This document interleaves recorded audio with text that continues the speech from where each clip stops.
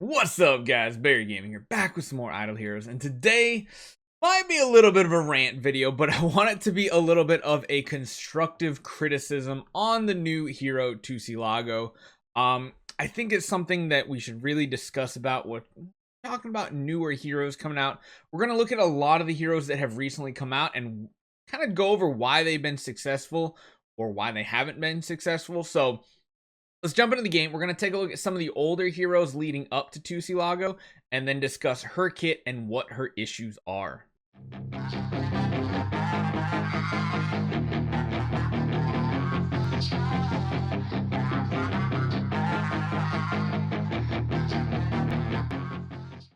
So let's look at the last like half year's worth of heroes in every faction. In case you guys didn't know, if you do go to this tab right here that shows the kind of like the Pokedex, you can actually see the order in the order heroes came out from newest to oldest. So you can see like Inosuke, Mirax, all of them very high up there. So let's kind of go with like the last hero from every faction. That's pretty much the last 6 months of the game.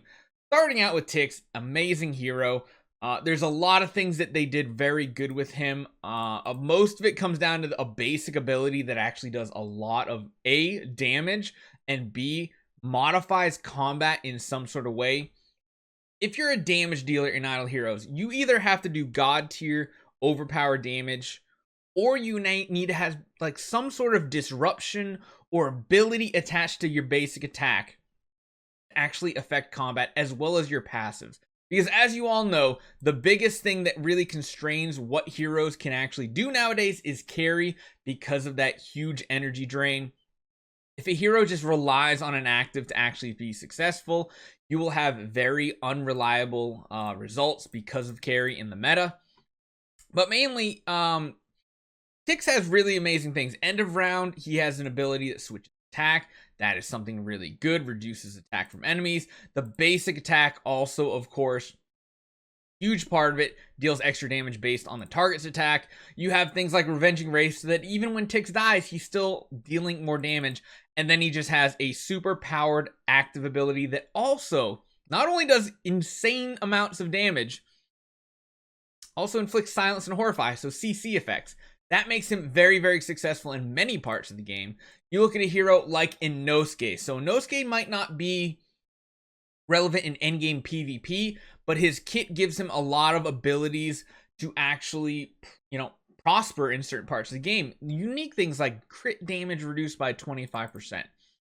His whole shield mechanic is something so unique. He's the only hero that has this. Granted, his attack hits 3 targets. That alone already starts off being good. Instead of a single target ability, heroes that hit multiple targets typically have a much better chance of being relevant. Plus the shield effect. Tons of shielding. Extra damage when if you're protected by sword, wind, shield, you'll deal extra damage to other enemies. It's really cool.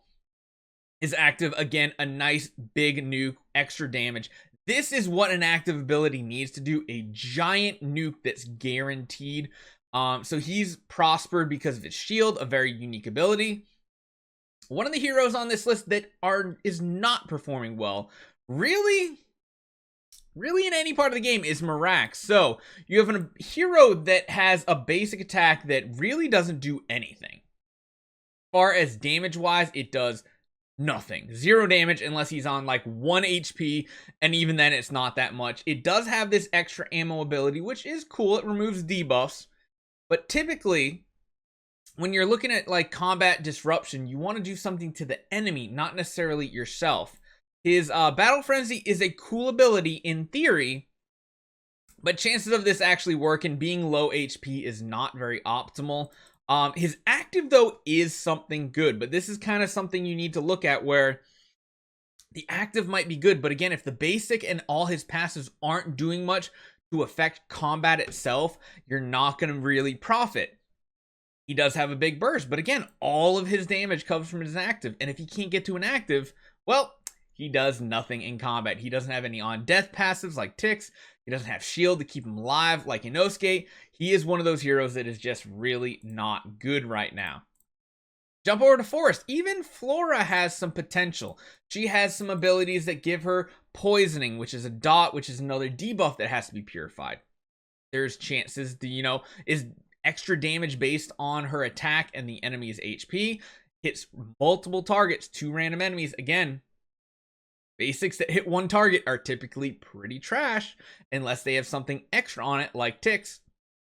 We have natural selection, which, Flora reduces the attacker's all damage dealt by 10%. That, again, you're affecting combat. You're lowering the damage incoming to your whole team. It's not just an attack. And then, of course, her active, while doesn't have a high CC chance, has a very unique ability that when used in multiples can work out. And as you guys have seen, Flora's can work. Is she optimal? No. Does she help out? She can, absolutely. So she's another hero. She's borderline useful. You get a hero like this, Forces, which is a huge meta hero. More like a meta tool, not like a meta defining hero, but he pushes other heroes out of the meta. Again, nothing special here. His basic attack will deal damage against the enemy with the highest attack. Again, not much, a single target, so you think not bad, but it also reduces them 25% of all damage dealt for 3 rounds. That does affect combat, especially since he's already targeting the hero with the highest attack. That means it's lowering all the damage that's incoming to your team, which, again, not amazing, but he has a really cool kit overall. His Soul Resonance, when a round ends, he'll do damage to all enemies equal to 8% of their max HP and inflict soul corruption. So these are really cool abilities, hitting multiple targets just passively, not even with a basic or active attack. And then, of course, his Imminent Doom, the Curse of Decay, is just overpoweredly strong. It can one-shot heroes that get tons of buffs added to them while also removing buffs. So this is a hero who doesn't do amazing in PvE, doesn't even do good in places like Aspen Dungeon and stuff, but has a toolkit that can be used to counter very strong heroes in the meta. And then we finally get to the newest light hero, Tussilago. What can we say? I think we can all agree we are all very disappointed in this hero. We have given tons of feedback to the developers, which, again, we're going to talk about that in a minute. It does seem like a buff is most likely coming. The question is, what type of buff of it? Because with her abilities, her basic attack, it does 200% attack damage against the enemy with the lowest HP. It only hits 1 target. If there's a Sacred Emblem, it deals additional damage. Yes, it adds Sacred Emblem to him, but it's not enough. That alone doesn't do anything. These Sacred Emblems don't do anything in combat except buff her own abilities, which you would think multiples would be better, but it really ends up not being that way. Justice shall prevail. Whenever an ally deals critical damage, she will restore health, which that part is pretty cool. If you build her very attack oriented, she does heal for quite a bit, gives her some survivability throughout combat, which is very unique. But whenever an ally uses a skill or basic, she has a 70% chance to inflict more Sacred Emblems against 2 of the lowest HP targets. So, once again, we're not modifying combat at all. We're not doing anything to the enemy team. We're not disrupting them. Not even buffing our own team at all, or ourselves. Besides, of course, the way that Sacred Emblem works with the active. So, the active does hit 2 targets. Again, not great. It would be good if probably you hit like 4 targets. That would be something that would be meta defining. But the emblems simply just make you do multiple hits. And even the damage number is not that big. The one that is Divine Retribution if you have 5 stacks on the enemy. But of course, when you do Divine Intervention or Retribution, you remove all those stacks. So if you have multiple Tussilagos, well, the second one's going to hit like a wet noodle. Divine Retribution is strong, deals 1000% attack damage. This effect cannot crit, and the damage is fixed, which cannot be reduced or increased by skill effects, attributes, or other effects. So essentially, the damage is what the damage is. Nothing's going to affect it. No artifacts, no abilities, no nothing. Nothing at all. That sounds good. The problem is getting that to go off. And even at times, it's not enough damage. You'd think this would be a one-shot ability. It's not. Sometimes it's a little tickle machine. But the big concern I have is the buff is only going to come in the shape of damage numbers. Now, I know I said at the beginning, if you're a damage dealer in this game, you either have to do broken overpowered damage or have some sort of utility you bring to combat. Some modifier, some disruption, something like that. If they simply buff the attack, they don't buff it enough, she's going to remain useless. There's two solutions. One is somewhat of a rework of her abilities, maybe make Sacred Emblem do something else, make her basic attack hit 2 targets, make her active hit 4, make her basic that hits 2 targets also able to proc Divine Retribution as well. That could be really good, not relying on an active to do your big burst damage, which then having multiples would have more benefit. Making it so these Sacred Emblems can be stacked multiple times faster with your team is another option, but she doesn't bring any utility to the team, and her survivability when you compare it to someone like Sword Flash, who has that 100% dodge, is extremely lacking.